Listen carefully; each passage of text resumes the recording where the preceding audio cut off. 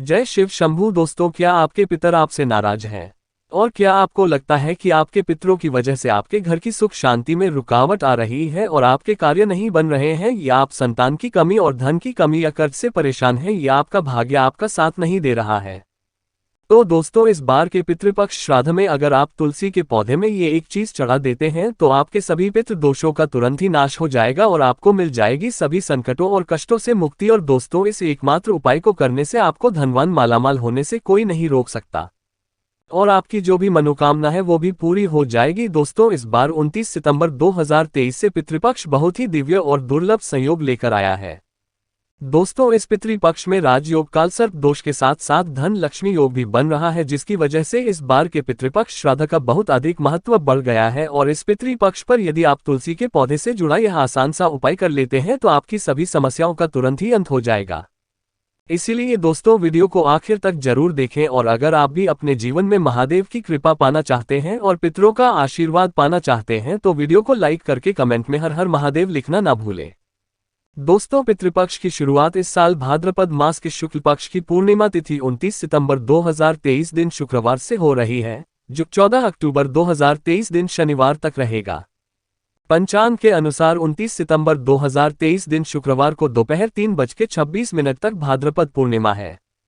इसके बाद अश्विन मास के कृष्ण पक्ष की पहली तिथि प्रतिपदा शुरू हो जाएगी। इसीलिए पितृपक्ष से संबंधित सभी कार्य 14 अक्टूबर तक ही संपन्न कर लेना बेहतर होगा। दोस्तों, पितृपक्ष भाद्रपद माह की पूर्णिमा से शुरू हो जाते हैं और अश्विन मास की अमावस्या पर समाप्त होते हैं। अश्विन मास की अमावस्या को सर्वपितृ अमावस्या कहा जाता है। पितृपक्ष पूरे 16 दिनों के होते हैं। इन्हें श्राद्ध पक्ष और कनागत भी कहा जाता है। पितृपक्ष पितरों को समर्पित होते हैं। पितृपक्ष पूर्वजों के प्रति सम्मान और श्रद्धा के प्रतीक हैं। इस दौरान पितरों के निमित्त ही कार्य किए जाते हैं। किसी भी तरह का शुभ कार्य, विवाह, मुंडन, गृह प्रवेश आदि वर्जित रहते हैं। शास्त्रों के अनुसार पितृपक्ष अपने पूर्वजों के प्रति श्रद्धा भाव दिखाने का समय होता है। पितृपक्ष में पितरों के लिए तर्पण और पिंडदान किया जाता है।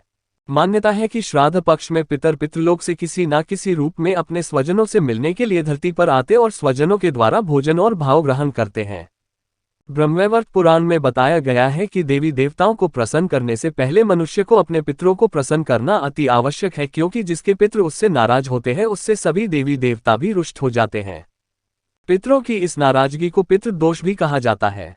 पितृपक्ष पितरों को प्रसन्न करने के बहुत ही खास दिन होते माना जाता है कि पितृपक्ष के दौरान श्रद्धापूर्वक किए गए छोटे से प्रयास से ही पितृ प्रसन्न हो जाते हैं और पितृ दोष से मुक्ति मिलती है। आज के इस वीडियो में हम आपको पितरों को प्रसन्न करने का एक बहुत ही आसान और असरकारक उपाय बताने जा रहे हैं। इस उपाय को करने से पितृ प्रसन्न और होते पितरों को शांति मिलती है। पितृ प्रसन्न होकर अपने परिवारजनों को पितृ दोष से मुक्ति का आशीर्वाद देते हैं।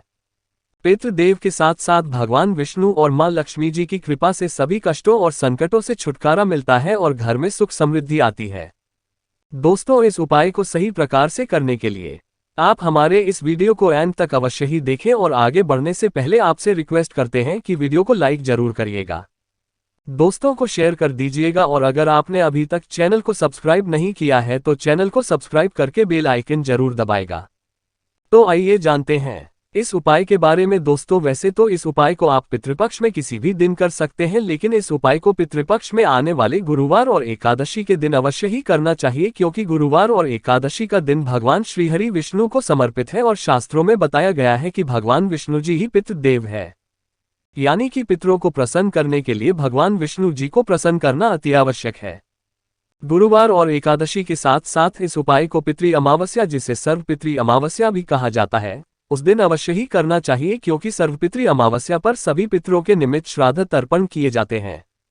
सर्वपितृ अमावस्या पर पितरों के निमित्त किए गए पूजा से सभी पितृ प्रसन्न हो जाते हैं और पितृ दोष से मुक्ति मिलती है। तो आइए जानते हैं इस उपाय के बारे में। उपाय करने के लिए स्नान करके स्वच्छ वस्त्र धारण करें। ध्यान रखें, इस उपाय को करते समय भूलकर भी काले रंग के वस्त्र न पहने। इसके बाद आप एक पात्र में शुद्ध जल लें। आप इस उपाय को करने के लिए तांबे के पात्र का इस्तेमाल बिल्कुल ना करें। अब इस जल में आप 1 चम्मच कच्चा दूध डालें, फिर इस जल में 1 चुटकी शक्कर डालें। शक्कर डालने के बाद अब आप इस पात्र में 1 चुटकी साफ पिसी हुई हल्दी मिला लें। हल्दी भगवान श्री हरि विष्णु को प्रिय है। इसीलिए भगवान विष्णु को प्रसन्न करने के लिए भगवान विष्णु की पूजा में हल्दी का अवश्य ही इस्तेमाल करना चाहिए। अब आप एक दिया तैयार करें। आप मिट्टी का, आटे का या पीतल का कैसा भी दिया ले सकते हैं, लेकिन ध्यान रखें दिया शुद्ध घी का ही होना चाहिए। अब इस दिए और जल को लेकर आप तुलसी जी के पास जाएं। दोस्तों, सनातन धर्म में तुलसी जी का विशेष महत्व बताया गया है। हिंदू धर्म में मान्यता है कि तुलसी के पौधे की जड़ में सभी तीर्थ, मध्य भाग, तना में सभी देवी देवता और ऊपरी ही शाखाओं में सभी वेद यानी चारों वेद स्थित है। पद्म पुराण में उल्लेख है कि तुलसी जी का एक पौधा जिस जगह होता है वहां ब्रह्मा, विष्णु और महेश निवास करते हैं। तुलसी जी की सेवा करने से व्यक्ति के महापातक से महापातक संपूर्ण पाप भी नष्ट हो जाते हैं। तुलसी जी को हरिप्रिया कहा जाता है। हिंदू धर्म में मृत्यु के समय व्यक्ति के मुख में तुलसी का पत्ता रखा जाता है। धार्मिक दृष्टि से इसका बड़ा महत्व है। कहते हैं कि तुलसी हमेशा भगवान श्री हरि विष्णु के सिर पर सचती है। तुलसी धारण करने वाले व्यक्ति को यमराज कष्ट नहीं देते। मृत्यु के बाद परलोक में व्यक्ति को यमदंड का सामना नहीं करना पड़ता, इसलिए मरते समय मुख में तुलसी का पत्ता रखा जाता है। माना जाता है कि मृत्यु के समय तुलसी का पत्ता मुंह में होने से प्राण त्यागना के समय होने वाले कष्ट से भी राहत मिलती है, क्योंकि यह सात्विक भाव को जगाता है। पितरों को प्रसन्न करने के लिए तुलसी जी का पूजन अवश्य ही करना चाहिए। शास्त्रों में बताया गया है कि तुलसी जी की सुगंध मां लक्ष्मी जी को अपनी तरफ आकर्षित करती है। तुलसी का पौधा जिस जगह होता है या जिस परिवार के व्यक्ति पितृपक्ष के दौरान तुलसी जी का पूजन करते हैं, उनके पितर उनसे बहुत ही प्रसन्न होते हैं और पितरों की आत्मा को शांति और तृप्ति मिलती है। इसलिए पितृपक्ष में तुलसी का पौधा यदि घर में लगाया जाए या सही विधि से तुलसी जी का पूजन किया जाए तो इससे पितृ प्रसन्न होते और उनके आशीर्वाद से जातक के जीवन की सारी दिक्कतें दूर हो जाती है। तुलसी जी का पूजन करने के लिए आप जल और दिया लेकर तुलसी के पौधे के पास जाएं।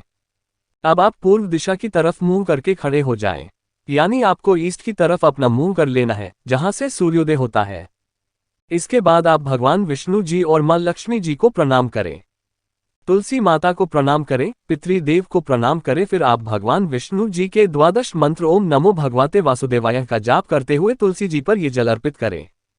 जल अर्पित करने के पश्चात अब आप तुलसी जी के सामने शुद्ध घी का दिया जलाएं। फिर आप भगवान विष्णु के इसी मंत्र ओम नमो भगवते वासुदेवाय का जाप करते हुए तुलसी जी की 11 परिक्रमा करें। तुलसी जी की परिक्रमा करने के पश्चात अब आप तुलसी जी को प्रणाम करें और भगवान विष्णु जी के महामंत्र ओम नमो भगवते वासुदेवाय का 108 बार जाप करें। अब आप तुलसी जी के चरणों की रज यानी कि तुलसी के पौधे के पास से थोड़ी सी मिट्टी उठाकर उसे अपने मस्तक पर लगाएं। फिर आप भगवान विष्णु और मां लक्ष्मी जी को प्रणाम करें और तुलसी माता को प्रणाम करें। अब भगवान विष्णु, लक्ष्मी जी और तुलसी माता से अपने पितरों की तृप्ति और शांति की प्रार्थना करें। अब आप पितृदेव को प्रणाम करें और जाने अनजाने में की गई गलतियों की क्षमा मांगे। इसके बाद आप भगवान से और पितृदेव से प्रार्थना करें कि वह आपके सारे कष्टों और संकटों को दूर करें और अपना आशीर्वाद हमेशा आप पर बनाए रखें। भगवान से पितृदोष से मुक्ति की भी प्रार्थना करें। दोस्तों, शास्त्रों में बताया गया ये बहुत ही आसान और असरकारक उपाय, इस उपाय को करने से पितर प्रसन्न होते हैं और अपने परिवारजनों को आशीर्वाद देते।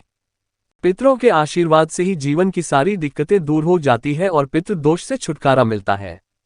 भगवान विष्णु और मां लक्ष्मी जी और तुलसी माता की कृपा से घर में सुख समृद्धि आती है।